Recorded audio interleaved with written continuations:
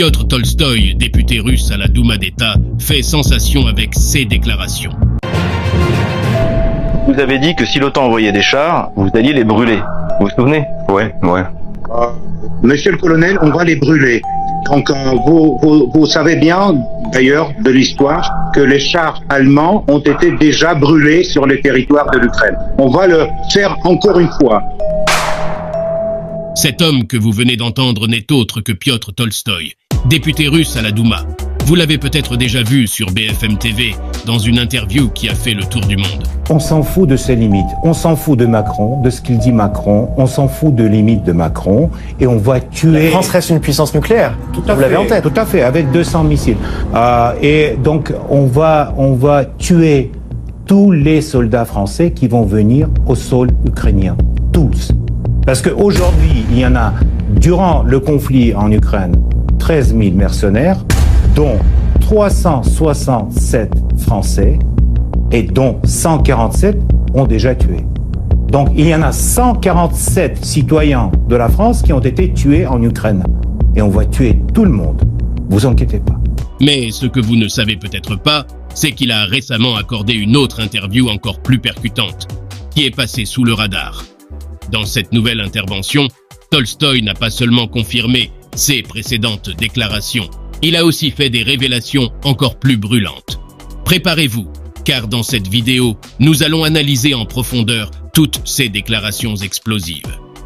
Mais avant de plonger dans le vif du sujet, êtes-vous déjà abonné à notre chaîne? Si c'est votre première visite, pensez à vous abonner et à activer la cloche de notification pour ne rien manquer de nos analyses culturelles et politiques. Merci de votre soutien. Allons-y. Dans cette interview choc, Piotr Tolstoï affirme que la Russie ne lâchera pas l'affaire du Donbass et que, selon lui, l'Ukraine redeviendra russe, tout comme les autres territoires soviétiques perdus. En clair, la Russie envisage de remporter la guerre contre l'Ukraine. Tolstoï évoque également le BRICS, cette alliance économique regroupant le Brésil, la Russie, l'Inde, la Chine et l'Afrique du Sud. Il révèle que la Russie avait tenté une médiation avec l'OTAN, sans succès, et souligne l'importance de la Chine comme probable allié. Regardez cet extrait saisissant et dites-nous ce que vous en pensez dans les commentaires. Toute cette rhétorique néocolonialiste européenne sur le droit de l'homme, sur les priorités de l'état de droit et tout ça, on voit aujourd'hui l'hypocrisie de l'Occident vu les événements à Gaza avec les bombardements israéliens. On voit qu'est-ce que ça vaut. Donc heureusement que nous, on n'a pas cru à l'époque et on ne croit jamais à des choses qui aujourd'hui continuent à répéter les leaders européens. Ils voulaient gagner la guerre sur le champ de bataille. Borrell a dit clairement, il ne faut pas de négociation, il faut gagner la guerre sur le champ de bataille. Donc on verra bien où le champ de bataille va se terminer, à la frontière polonaise ou je sais pas, quelque part. Et où sera la frontière polonaise? Où sera la frontière polonaise, effectivement. Mais je sais que c'est une faute fatale pour l'Union européenne et c'est une faute fatale pour l'Europe de joindre les États-Unis dans cette rhétorique anti-russe lors du conflit en Ukraine. L'OTAN est une organisation militaire qui a une fonction politique. Donc est-ce que la défaite de l'OTAN, selon vous, pourrait avoir des conséquences politiques, notamment sur l'hégémon américain par rapport à l'Europe? Vous savez, au début, quand la Russie a encore appelé les États-Unis et l'OTAN en général à des négociations, il s'agissait de repousser les bases militaires de l'OTAN au niveau de 1991. Donc cet appel a été ignoré parce que les États-Unis et l'Union européenne, ils ont pensé que la Russie c'est un petit pays régional et donc il n'a aucune influence sur cette question. L'OTAN va s'élargir parce que les pays veulent la protection de l'OTAN. Pour nous, pour les Russes, qu'est-ce que cela veut dire? C'est très simple à expliquer à mon avis, mais personne ne veut le faire. Cela veut dire que si il y a par exemple les missiles de l'OTAN sur le territoire ukrainien, on a 3-4 minutes du moment du lancement de missiles jusqu'à notre réponse. Si les missiles sont en Allemagne, on a 10 minutes.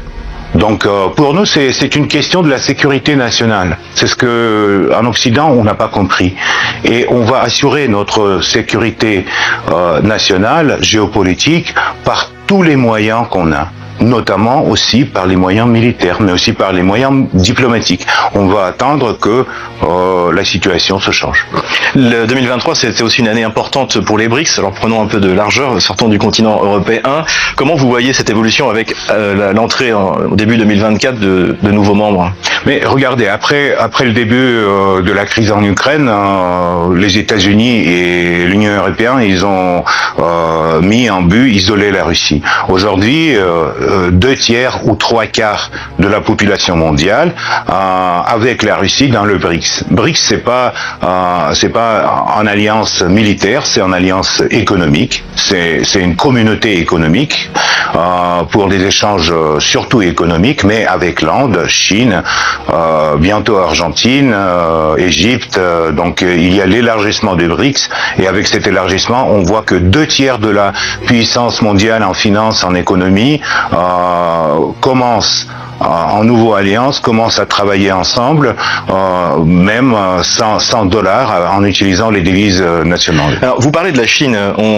Les détracteurs, donc notamment de la Russie, disent que l'alliance entre la Chine et la Russie est déséquilibrée dans la mesure où la Chine est beaucoup plus puissante industriellement. Qu'est-ce que vous répondez à ces gens-là? On est très différent avec les Chinois. Ils sont peut-être plus puissants industriellement, mais la Russie a sa propre histoire et sa propre brutalité, si vous voulez, sur la scène internationale. Donc les Chinois respectent ça. Nous, on respecte tous les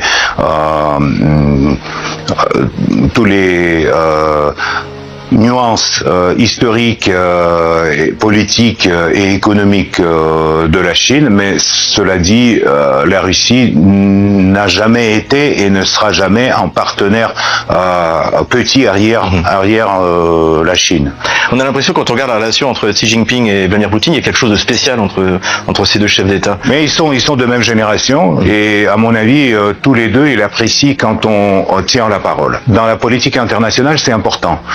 Contrairement à Macron, Scholz, des leaders britanniques qui se changent à la vitesse vraiment impressionnante, les leaders comme le leader russe, le leader chinois, ils savent que d'abord ils ont le temps devant eux, et la deuxième chose, il tient la parole, donc il tient les accords. C'est ça ce qui est important aujourd'hui, c'est être sûr de ton partenaire, même si ce partenaire est un peu émotionnel et de temps en temps sort comme par exemple M. Erdogan, le leader turc, mais l'essentiel dans les contacts personnels, c'est justement cette entente, cette chimie, comme on appelle, entre les leaders mondiaux. Vous faites allusion aux accords de Minsk qui n'ont pas été respectés par la France et l'Allemagne qui les parrainaient, quand vous dites que vous appréciez effectivement qu'un partenaire soit mais en fait, la France et l'Allemagne, les leaders français, Hollande et Angela Merkel de l'Allemagne, ils ont reconnu aujourd'hui que les accords de Minsk, c'était le moyen de sauver l'Ukraine de la défaite militaire inévitable à Donbass, et d'aider à l'Ukraine de un peu renforcer sa infrastructure militaire avec l'aide occidentale. Donc pour nous, c'est une approche qui on peut pas apprécier vraiment quand on te ment dans les yeux. Et n'oublions pas aussi que les Français, comme les Polonais, comme les Allemands, ont été garants pour le président ukrainien Yanukovych au moment de Maïdan, au moment de coup d'État de 2014. Donc on voit bien qu'est-ce que ça vaut aujourd'hui, la parole d'un leader européen. La signature, la parole. La signature, la parole, ça vaut plus rien. Et pourquoi? Parce que le souveraineté est relative. Ils doivent tout le temps appeler Washington pour demander est-ce qu'on peut faire ça, est-ce qu'on peut faire ci. Donc malheureusement, on voit que aujourd'hui l'Union européenne, il me rappelle l'URSS dans des années 80. C'est vraiment un organisme très compliqué, mais qui est en train de partir dans tous les sens, avec la position d'Hongrie, avec toutes les discussions sur le 12e paquet de sanctions contre la Russie. Vous savez qu'aujourd'hui, contre nous, il y a 17 000 sanctions. les Français, et donc dans le monde entier, on n'imagine pas l'ampleur de la pression qu'on fait sur l'économie russe et sur les Russes personnellement qui vivent en France ou qui vivent ailleurs. On bloque leurs comptes bancaires, on leur force de sortir avec le drapeau ukrainien, etc., etc. Donc toutes ces choses-là, ça c'est quelques espèces de épidémies. Et j'espère que tôt ou tard, l'Europe va guérir. Mais il faut constater que la souveraineté, la possibilité de prendre ses propres décisions n'est plus là. Donc qu'est-ce que vous attendez? Comment est-ce que Moscou pourrait de nouveau faire confiance à Paris et Berlin? Je sais pas, avec des nouveaux leaders, avec la fin du monde unipolaire, avec la fin de dictat de Washington à Bruxelles, mais je vois pas si ça peut être le cas dans 10 ans qui viennent, quoi. Votre avis nous intéresse. Que pensez-vous des déclarations du député russe? Laissez vos impressions ci-dessous. N'oubliez pas de liker cette vidéo si elle vous a plu et de vous abonner pour ne rien manquer. À très bientôt pour une nouvelle analyse.